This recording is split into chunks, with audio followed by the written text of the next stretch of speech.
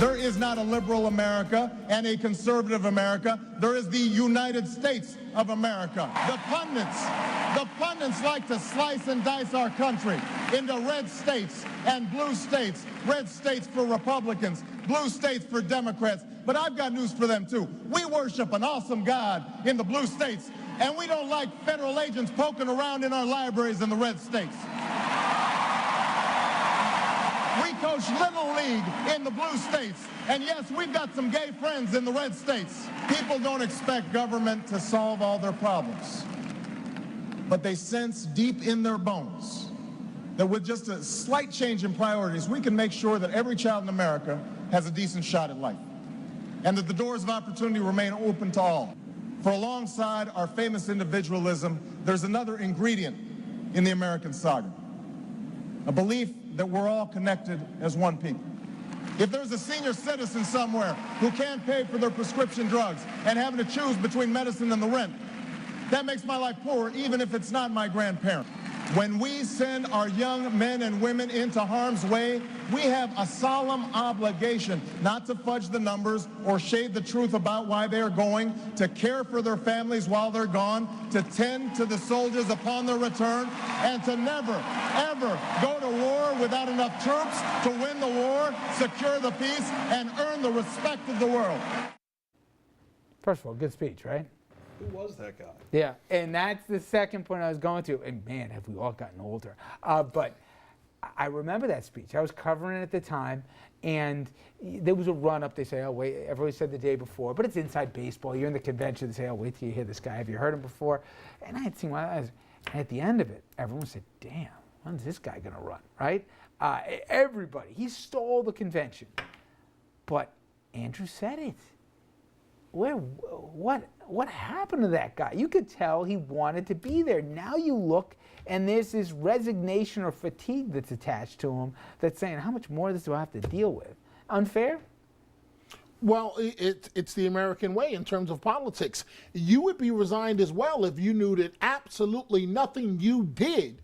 As a matter of fact, if you want it done, maybe he should come out and take the opposite position. And then maybe this Congress will go along with it. You would feel the same way, Richard, if everything you came out of your mouth was dead on arrival. I hear you, but we've had other presidents in this country. Not as bad as this. You know what, though? Not as bad as this. You know what, though? The idea that LBJ, for example, with the makeup of Congress. They were afraid of him. But, okay, but now you're indicting the guy for a second. And I like this president that we have right now. I believe his heart's in the right place. I think people forget for a minute we haven't had any real scandal. Let's be honest. There's been no real material scandal. Forget about what the other side tries to drum up out of thin air. I mean, think of some of the previous scandals we've had versus this one. That all said, politics is part of the job. And you saw an idealistic, phenomenal speaker, Jonathan, but you've been around a lot of guys who aren't as nice a guys as these, but they're better at twisting the arms in the back room, cutting the deals, right? And you don't have to love them, but they make the trains run on time. But with that said, he had accomplished a lot over his term and a half. Healthcare reform, 100 years people have been trying for it, got some variation of it done.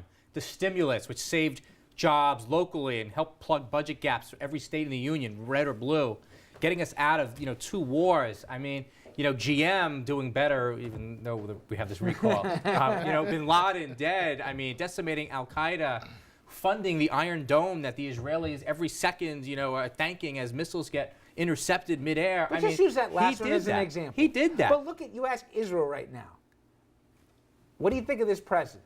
They can say him, his administration, especially his Secretary of State, they're not America's friends like the last president. Only if you speak to Netanyahu and some of the guys at the top. I don't think so. Many in Israel want 2-state solution. What that is, they don't know. I'm not trying to get into Israel but right they want to keep the peace. Every single thing you bring up about signature accomplishments, these are major accomplishments there's a but attached to it, and it's not just Republicans who have been obstructionary from day one, before even day one. I wonder what that but is. It's not. I agree with you, it's attached. But I wonder what that but is. Well, I wonder how history is going to judge him. How about you close the door and we put. You can't close the door. Wait a second. You close. He's a black president, Richard. You cannot close the door. Again, I didn't know that, Thomas. You pointed that out. But let's say you close the door, and in the room you've got Pelosi, Reid. You got people who wanted him to do well, right?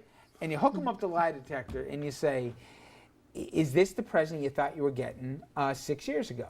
How many of them are going to say yes, and how many are going to say, I'm a little disappointed? Zero. You know that. Right. And But- that's not Republicans who just stood in the way. They expect a little bit more out of him. And I'm not trying to do this where it's West Wing, where he can sit in front of the office and then they don't come out to meet him. He goes out and then the public opinion switches 5 points the next morning.